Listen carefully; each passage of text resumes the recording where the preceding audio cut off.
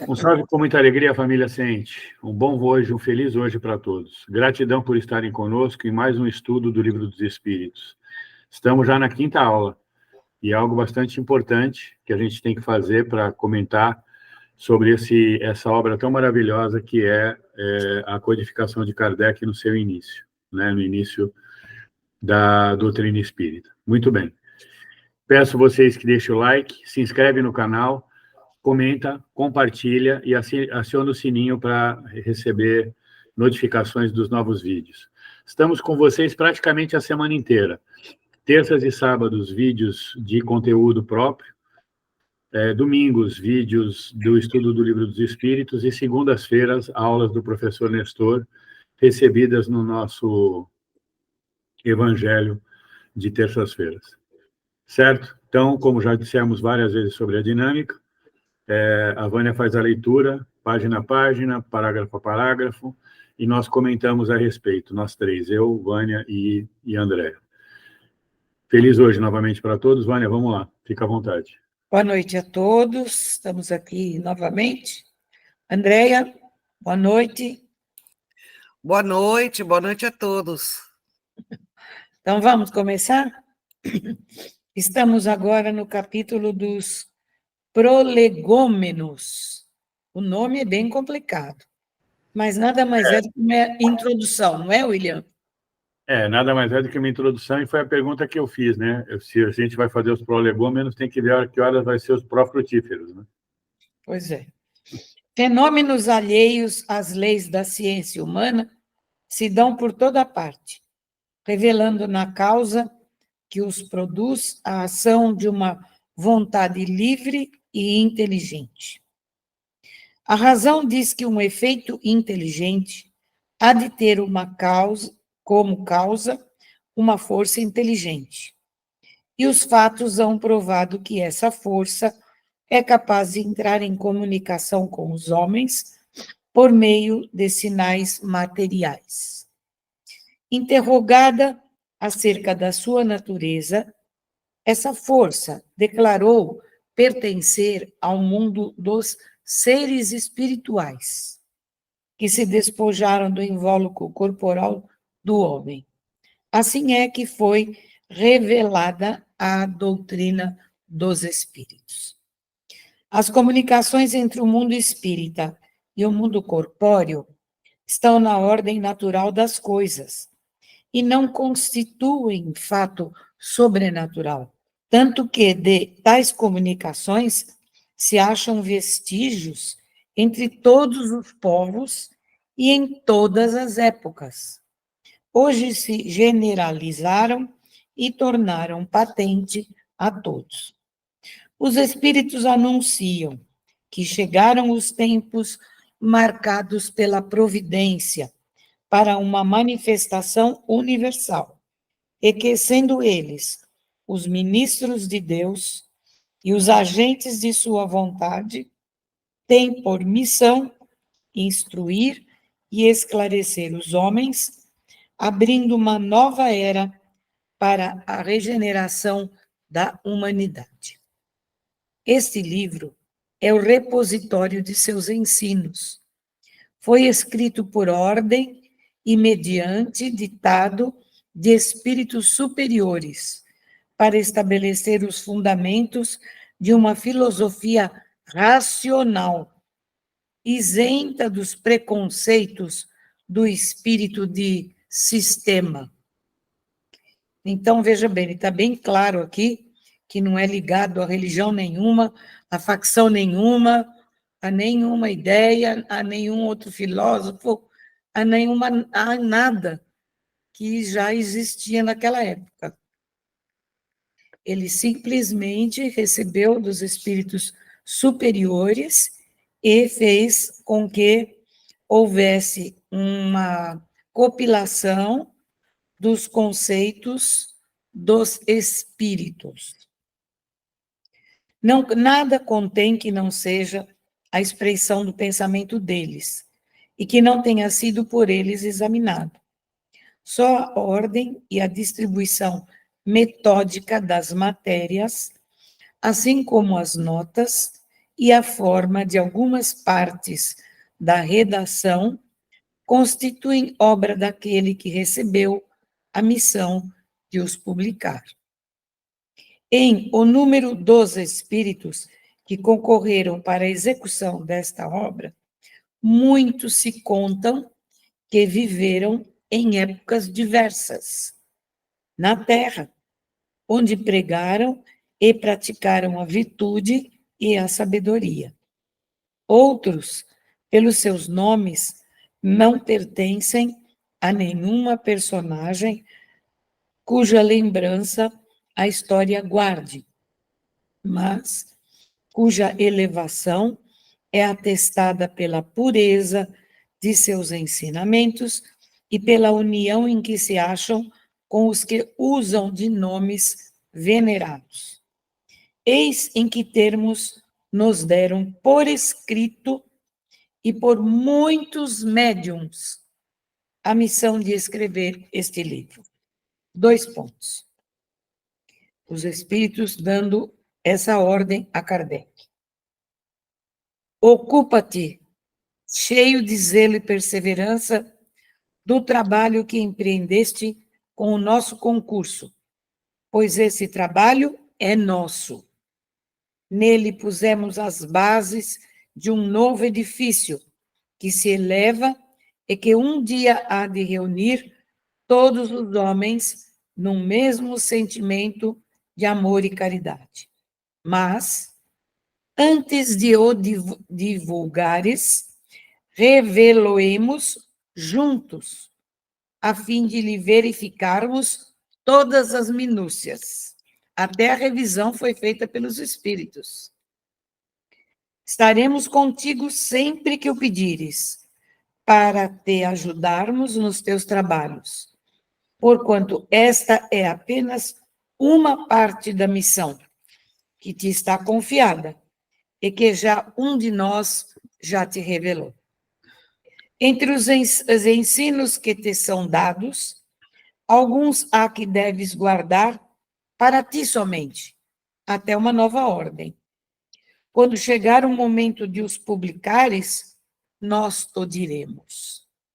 Enquanto esperas, medita sobre eles, a fim de estares pronto quando te dissermos. Na verdade, eu só queria colocar, tirando a brincadeira do início, deu para entender bem claramente o que significa prolegômeno agora, né?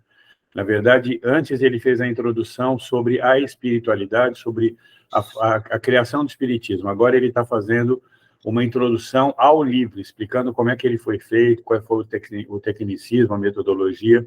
Então, ficou bem claro agora qual que é a diferença da primeira parte que nós já estudamos para essa que nós estamos estudando agora. Pois é, na primeira parte, na realidade, ele mais colocou as pesquisas dele, e como ele chegou a essa conclusão, porque havia muitas objeções, havia muita perseguição, muita discussão sobre todos aqueles fenômenos que aconteciam.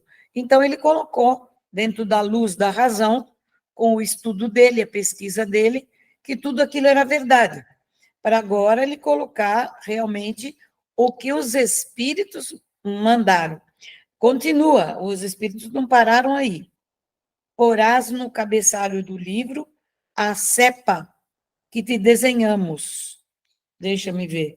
A cepa que se te vê na página 60 é o facsímile dado que os espíritos desenharam. Depois nós veremos. Porque é o emblema do trabalho do Criador. Nossa, que interessante. Ah, sim. É esse aqui, ó. Página 60. Tem até logotipo o negócio. É uma vinha de uvas. Aí se acham reunidos todos os princípios materiais que melhor podem representar o corpo e o espírito. O corpo é a cepa. O espírito é o líquor. A alma ou espírito ligado à matéria é o bago. O homem, quintessência, o espírito pelo trabalho, e tu sabes que só mediante o trabalho do corpo o espírito adquire conhecimentos. Ou seja, está bem claro que nós precisamos, o nosso espírito precisa do corpo para passar por todos os processos necessários aqui no planeta para adquirir conhecimentos. Continuando, hein? Não te deixes desanimar pela crítica. Encontrarás contraditores encarniçados, sobretudo entre os que têm interesses nos abusos. Encontrá-los-ás mesmo entre os espíritos. Por isso que os que ainda não estão completamente desmaterializados procuram frequentemente semear a dúvida por malícia ou por ignorância. Prossegue sempre, crê em Deus e caminha com confiança. Aqui estaremos para te amparar. E vem próximo o tempo em que a verdade brilhará de todos os lados. A vaidade de certos homens que julgam saber tudo e tudo querem explicar ao seu modo, dará nascimento a opiniões dissidentes. Mas todos os que tiverem em vista o grande princípio de Jesus se confundirão num só sentimento, o do amor do bem, e se unirão por um laço fraterno que prenderá o mundo inteiro. Estes deixarão de lado as miseráveis questões de palavras para só se ocuparem com o que é essencial. E a doutrina será sempre a mesma, quanto ao fundo, para todos os que receberem comunicações de espíritos superiores. Com a perseverança é que chegarás a colher os frutos de teus trabalhos.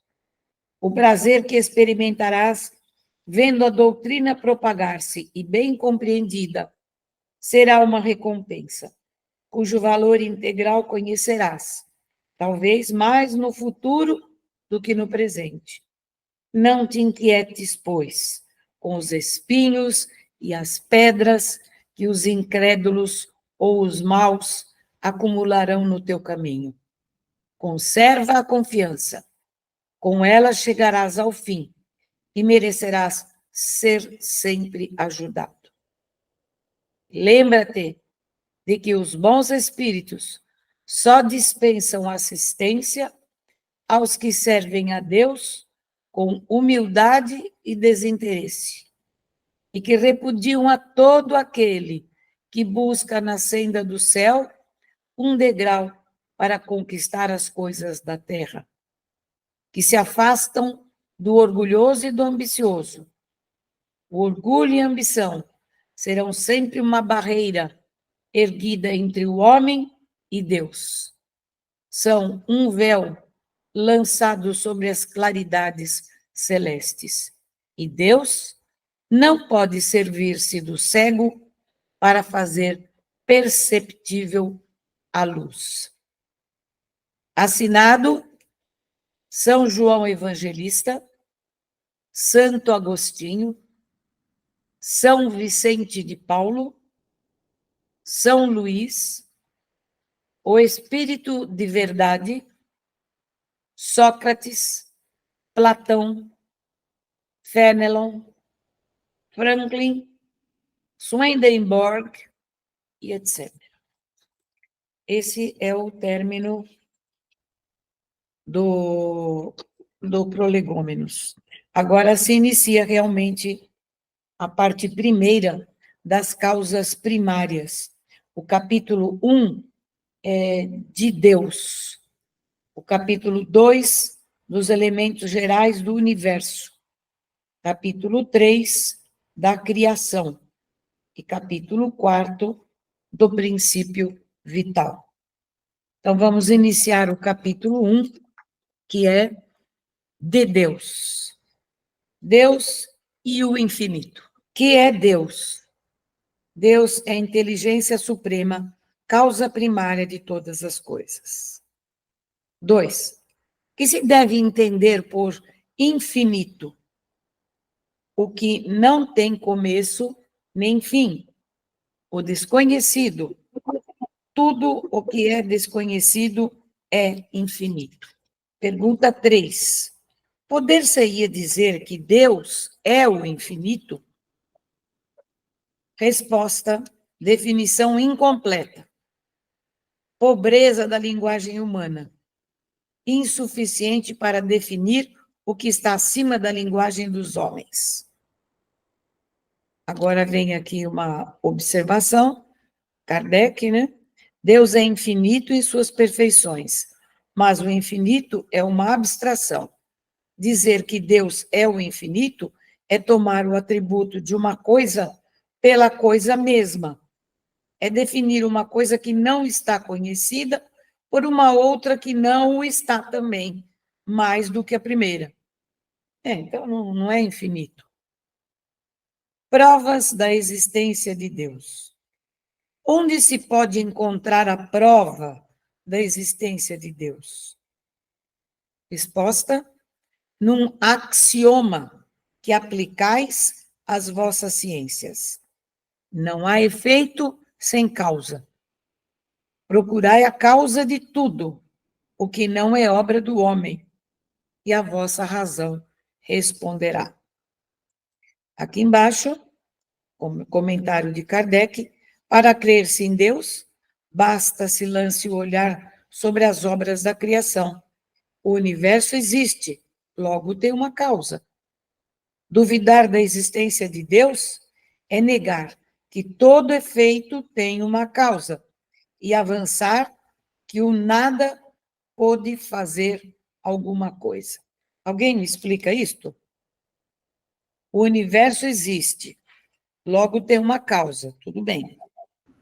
Duvidar da existência de Deus é negar que todo efeito tem uma causa e avançar que o nada pode fazer alguma coisa.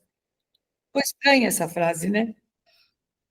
Na verdade, não. Está bem claro. Deixa eu falar. O nada pode fazer alguma coisa. Na verdade, o que eu entendo disso é que a partir do momento que existe algo criado, teve uma causa, e essa causa é Deus. E algo criado, todo o universo. Tudo que aquilo que o homem não criou foi criado por alguém ou por algo. Então, se pressupõe através da criação que existe um criador. É isso que quer dizer. E que o nada pode fazer alguma coisa. Não. Se você disser que não é dessa forma, então o nada, que é algo que não existe, o nada criou alguma coisa. Portanto, isso não pode acontecer. Foi Deus que criou, entendeu? Certo. Pergunta 5. Que dedução se pode tirar do sentimento instintivo que todos os homens trazem em si da existência de Deus? Resposta: a de que Deus existe. Pois, de onde lhes viria esse sentimento se não tivesse uma base? É ainda uma consequência do princípio: não há efeito sem causa. 6. O sentimento íntimo que temos da existência de Deus não poderia ser fruto da educação, resultado de ideias adquiridas? Resposta: se assim fosse, por que existiria nos vossos selvagens esse sentimento? Aí, Kardec: se o sentimento da existência de um ser supremo fosse tão somente produto de um ensino, não seria universal e não existiria senão nos que houvessem podido receber esse ensino, conforme se dá com as noções científicas. Claro. 7. Poder-se-ia achar nas propriedades íntimas da matéria a causa primária da formação das coisas?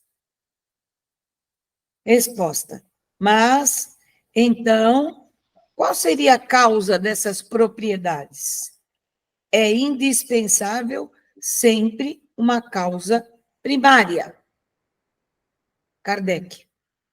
Atribuir a formação primária das coisas às propriedades íntimas da matéria seria tomar o efeito pela causa, porquanto essas propriedades são, também elas, um efeito que há de ter uma causa.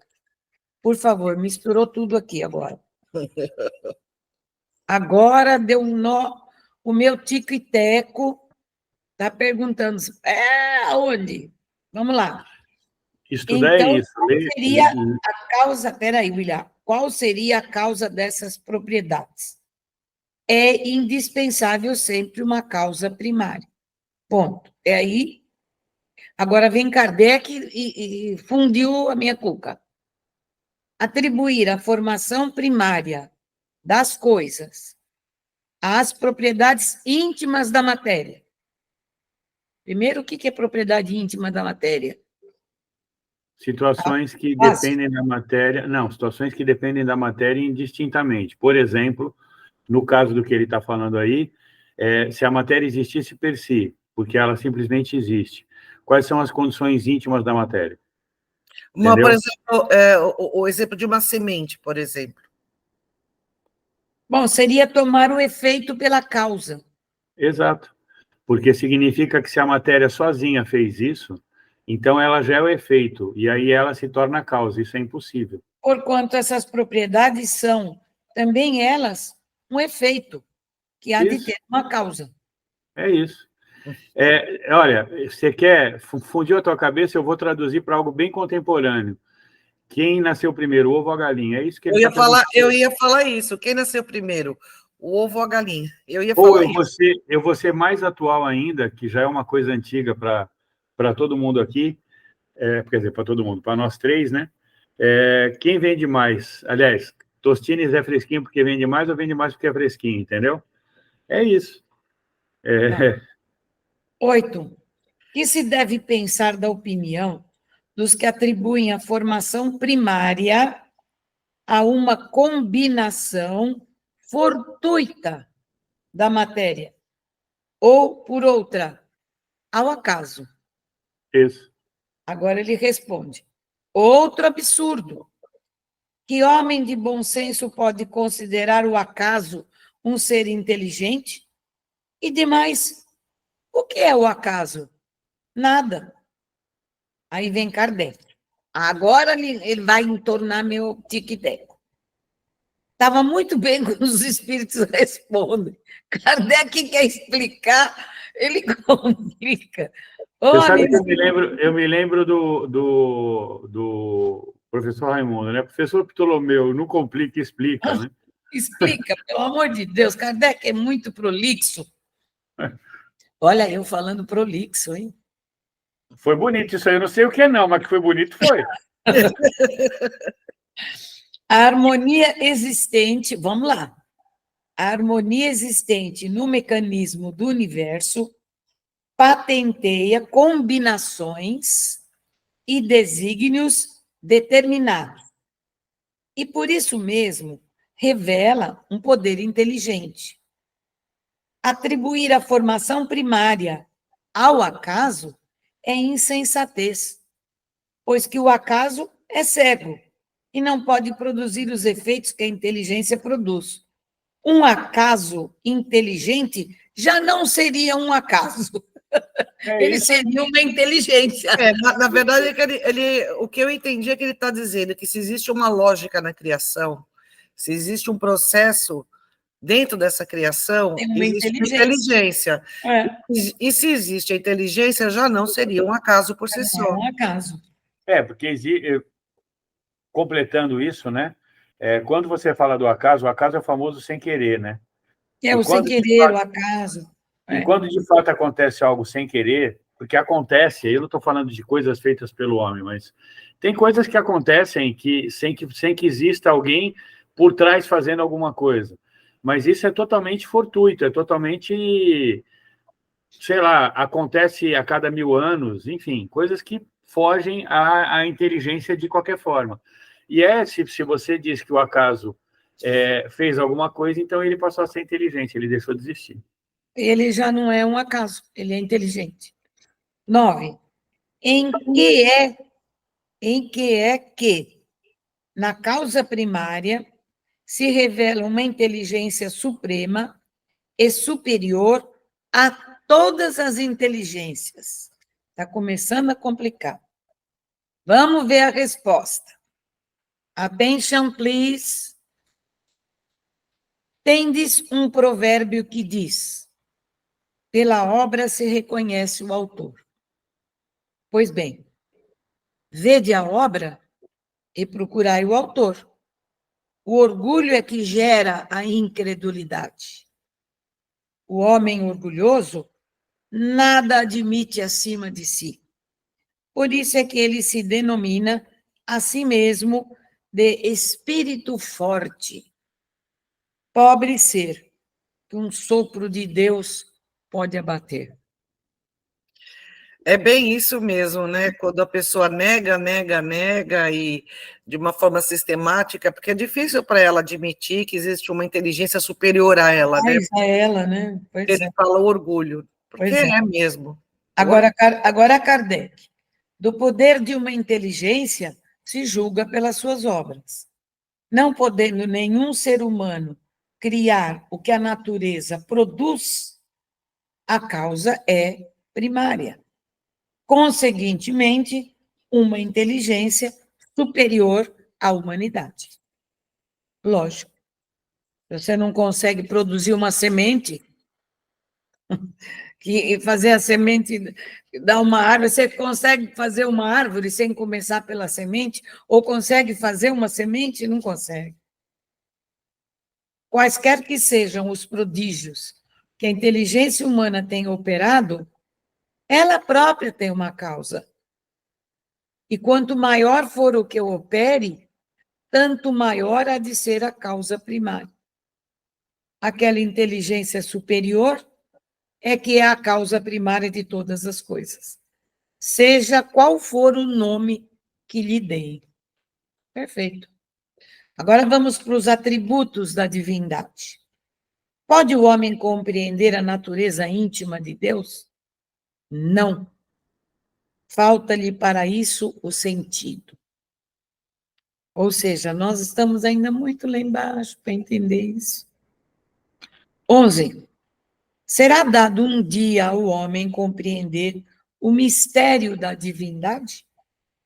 Resposta: quando não mais tiver o espírito obscurecido pela matéria, quando pela sua perfeição se houver aproximado de Deus, ele o verá e o compreenderá.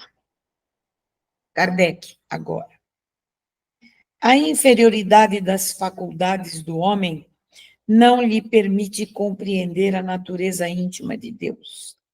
Na infância da humanidade, o homem o confunde muitas vezes com a criatura, cujas imperfeições lhe atribui. Mas à medida que nele se desenvolve o senso moral, seu pensamento penetra melhor no âmago das coisas. Então, faz ideia mais justa da divindade. E ainda que sempre incompleta, mas conforme a sã razão. Pois é, o homem acha que só a inteligência dele que é a maior de todas, por isso que ele nem admite que existam vidas em outros planetas. Imagina, nós somos o máximo aqui. A gente não consegue nem respeitar o próximo. Não consegue respeitar o vizinho, as diferenças. Agora está tendo na televisão aí, vai haver um programa das diferenças, todos os tipos de deficiências humanas vão estar reunidas para ver se conscientiza um pouco o homem de que todos somos iguais, apesar dessas diferenças. Fora o seguinte, né? Hã? O homem pode, fora o seguinte, o homem pode tudo, né? O universo tem o tamanho que ele tem e a gente não consegue ir daqui até a Lua, que é o primeiro astro. Aqui a gente foi algumas vezes e já faz 50 anos. Pois é. E ainda ele se acha. 12.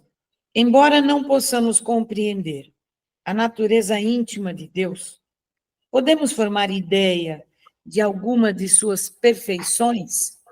Achei essa pergunta meia... De algumas, sim. O homem as compreende melhor à proporção que ele se eleva acima da matéria. Entrevê-as pelo pensamento. E qual é as perfeições de Deus? Que coisa... Uai, Consegui captar. Vânia, no nosso prato, todos os dias, as perfeições de Deus estão lá. Você mesma falou, alguma coisa para nascer teve que ter uma semente. Essa semente, ela cresceu, ela se desenvolveu e ela se tornou o alimento que a gente consome. Para mim, as perfeições de Deus estão em cada lugar que a gente enxerga. Tirando o que é feito pelo homem, que geralmente é muito, muito imperfeito, né? Como essa mesa que eu estou sentado aqui, quer dizer, não na mesa, né? Mas que está na minha frente, essa cadeira, são coisas feitas pelo homem que, por exemplo, eu mexo essa cadeira aqui, ela faz barulho, né? Mas a árvore mexe aqui quando bate o vento e é um som gostoso, né? Um som que anima a gente. Quer dizer, as perfeições de Deus, para mim, está em tudo que eu vejo que Deus criou. Bom, ele diz que entrevê-as pelo pensamento. É. Eu acho que é pela inteligência, pelo conhecimento. Sim. 13. Quando dizemos que Deus é eterno, infinito, imutável, imaterial, único, onipotente, soberanamente justo e bom, temos ideia completa dos seus atributos? Nossa, agora vem um monte. Agora sim. Vamos usar o cérebro. Tico e teco, apostos. Do vosso ponto de vista, sim, porque credes abranger tudo. Sabei, porém, que há coisas que estão acima da inteligência do homem mais inteligente, as quais a vossa linguagem, restrita às vossas ideias e sensações, não tem meios de exprimir. A razão, com efeito, vos diz que Deus deve possuir em grau supremo essas perfeições, porquanto, se uma lhe faltasse ou não fosse infinita, já ele não seria superior a tudo, não seria, por conseguinte, Deus. Para estar acima de todas as coisas, Deus tem que se achar isento de qualquer vicissitude e de qualquer das imperfeições que a imaginação possa conceber. Agora vem Kardec. Deus é eterno. Se tivesse tido princípio, teria saído do nada. Ou então, também seria sido criado por um ser anterior. É assim que, de degrau em degrau, remontamos ao infinito e à eternidade. É imutável. Se estivesse sujeito a mudanças, as leis que regem o universo, nenhuma estabilidade teria. É imaterial. Quer isto dizer que a sua natureza difere de tudo o que chamamos matéria. De outro modo, ele não seria imutável, porque estaria sujeito às transformações da matéria. É único. Se muitos deuses houvesse, não haveria unidade de vistas, nem unidade de poder na ordenação do universo. É onipotente. Ele o é, porque é único. Se não dispusesse do soberano poder, algo haveria mais poderoso, ou tão poderoso quanto ele, que então não teria feito todas as coisas. As que não houvesse feito, seriam obra de outro Deus. É soberanamente justo e bom. A sabedoria providencial das leis divinas se revela, assim, nas mais pequeninas coisas, como nas maiores, E essa sabedoria não permite que se duvide nem da justiça e nem da bondade de Deus. Bom, então, estudamos a divindade. Alguma coisa a falar? Depois de Kardec falar, a gente querer completar alguma coisa Não, completar não, mas poderia ter alguma dúvida, né? Não, Falar Outra... alguma coisa de Kardec é complicado. Nem tento. Panteísmo. 14. Deus é um ser distinto ou será, como opinam alguns, a resultante de todas as forças e de todas as inteligências do universo reunidas? Vem uma outra explicação agora dos espíritos. Se fosse assim, Deus não existiria, porquanto seria efeito e não causa. Ele não pode ser ao mesmo tempo uma e outra coisa. Deus existe. Disso não podeis duvidar, e é o essencial. Crede-me, não vades além. Não vos percais num labirinto donde não lograríeis sair.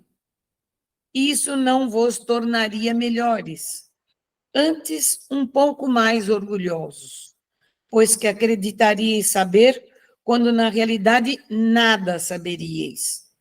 Deixai, conseguintemente, de lado todos esses sistemas. Tendes bastante coisas que vos tocam mais de perto, a começar por vós mesmos. Estudai as vossas próprias imperfeições, a fim de vos libertardes delas, o que será mais útil do que pretenderdes penetrar no que é impenetrável. Chico já quis saber o que era Deus e Emmanuel deu um chega para lá nele que nunca mais ele quis nada, né? Ele queria voltar para casa depressa e tomar um cafezinho. Viajando no universo imenso. 15. Que se deve pensar da opinião segundo a qual todos os corpos da natureza, todos os seres, todos os globos do universo seriam partes da divindade e constituiriam em conjunto a própria divindade? Ou por outra, que se deve pensar da doutrina panteísta? Resposta: não podendo fazer-se Deus, o homem quer ao menos ser uma parte de Deus. É só isso que ele falou. Agora tem a última pergunta, que é enorme a resposta. Então, vamos lá, colocar o tic-teco de novo para funcionar.